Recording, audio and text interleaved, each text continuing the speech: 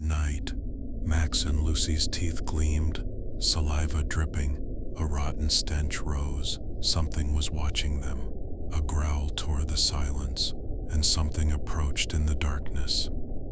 The sky, in the day's final moments, was shrouded in a dull purple. Our living room's heavy curtains couldn't block this color. The dim light seeping in created a strange contrast with the vivid colors of the television. That evening, my wife Sarah and I were sprawled on our usual spots, yielding to the languor of a routine movie night. But the most sensitive beings in the house had already sensed that other feeling lurking beneath all the routine.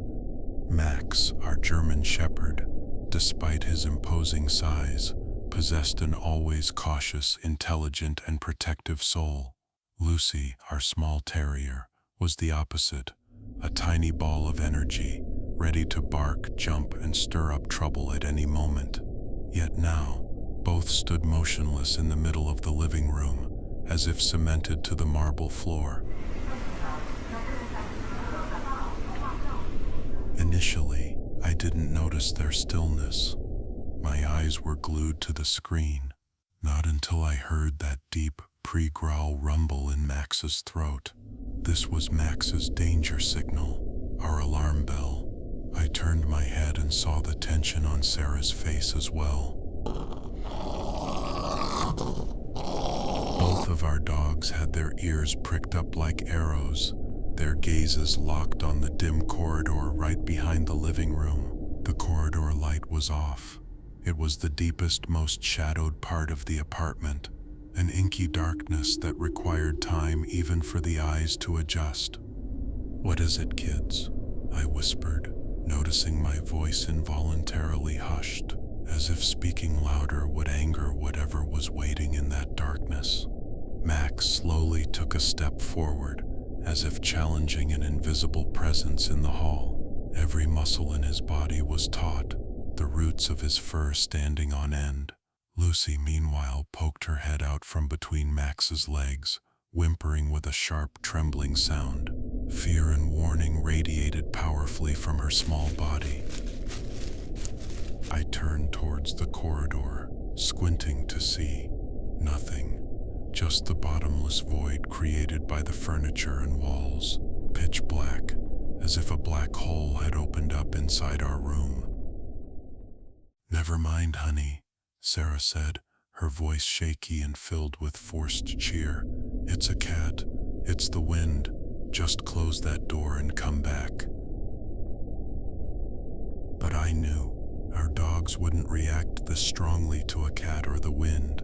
Max's protective instinct and Lucy's keen terrier senses wouldn't declare a routine thing an alarm. Max lowered his shoulders and drew his legs back. This meant he was preparing to hunt or lunge at something. And then the growl intensified, a predatory threat emanating from his throat.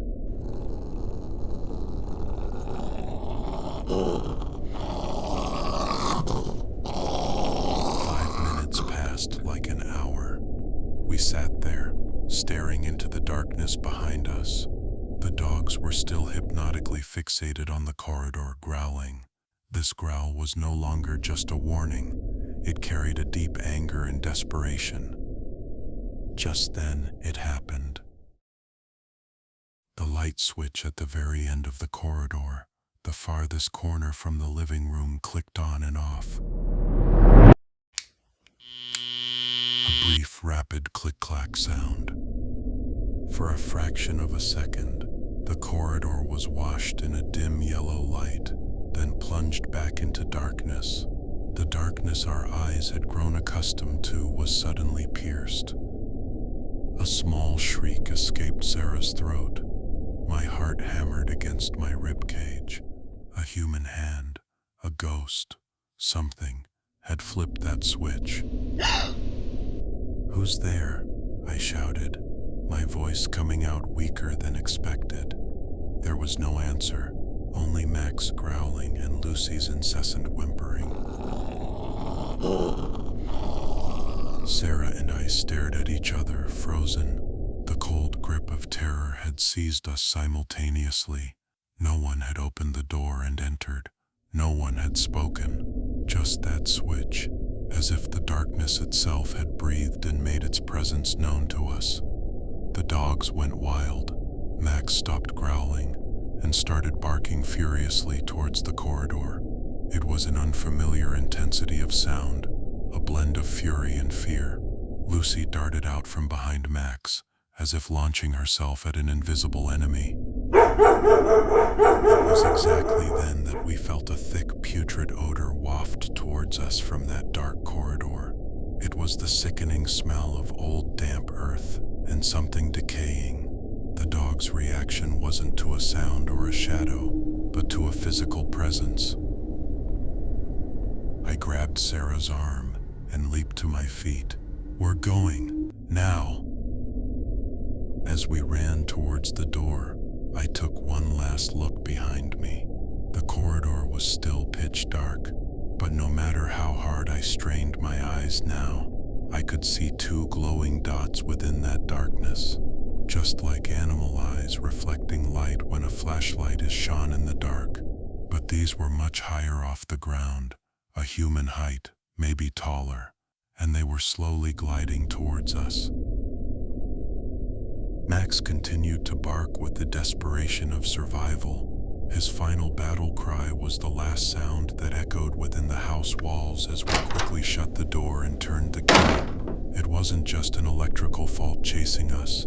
Something was in there, in the darkness, and that thing, for a moment, had used the light switch to tell us, "I am here." After that night, we never turned off the light in that corridor again. But Max and Lucy never looked at that switch again, as if the darkness had taught them a strong enough lesson. And in that house, we were only tenants now. The true owner, who knows what, waited silently in the bottomless darkness of the corridor, opening and closing that switch. Thank you for joining us on this chilling journey into the owner of the dark corridor. We hope Max and Lucy's story gave you a shiver down your spine. If you enjoyed this tale, please consider liking this video and subscribing to our channel, The Story Whisper. For more unsettling true stories and spine-tingling narratives, don't forget to hit the notification bell so you won't miss our next whispered tale. Until next time, stay safe and always trust your pets.